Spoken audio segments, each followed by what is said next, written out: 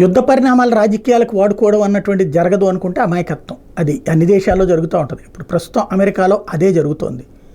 Iran అనేటువంటిది Israel మీద దాడి చేసే స్థాయికి ఎదిగిందంటే కారణం ఎవరు?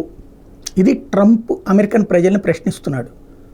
అలాగే రష్యా అనేటువంటి దేశం ఉక్రెయిన్ మీద దాడి చేయడానికి కారణం ఎవరు అని ప్రశ్నిస్తున్నాడు. దానికి ఆయన ఉద్దేశం ప్రజలకి గుర్తు చేస్తున్నది ఏంటంటే, తను అధ్యక్షుడిగా ఉన్నంతకాలం ఇరాన్కి రష్యాకి ఆర్థిక ఇబ్బందులు సృష్టించాడు. వాళ్ళు ఖర్చు పెట్టలేని పరిస్థితుల్లోకి తీసుకొచ్చాడు వాళ్ళ మీద ఆంక్షల ద్వారా. తద్వారా వాళ్ళు సక్సెస్ కాలేకపోయేటప్పటికీ డబ్బులు ఎక్కువ లేవు, అందుకని యుద్ధాల వైపుకి పోవాలి. జో బైడెన్ వచ్చిన తర్వాత వాళ్ళకి భారీ బిజినెస్లకి అడ్డుపడకుండా ముందుకెళ్ళాడు. ఆయిల్ విపరీతంగా అమ్ముకున్నారు, ఇతర సహజ వనరులు అమ్ముకున్నారు. వాటితో భారీ ఆదాయాలు వచ్చినాయి. తద్వారా ఇవాళ ఇరాన్ అరడజను దేశాల నుండి తీవ్రవాదులు పెంచి పోషించి ఇజ్రాయెల్ మీద దాడులకు తెగపడుతుంది.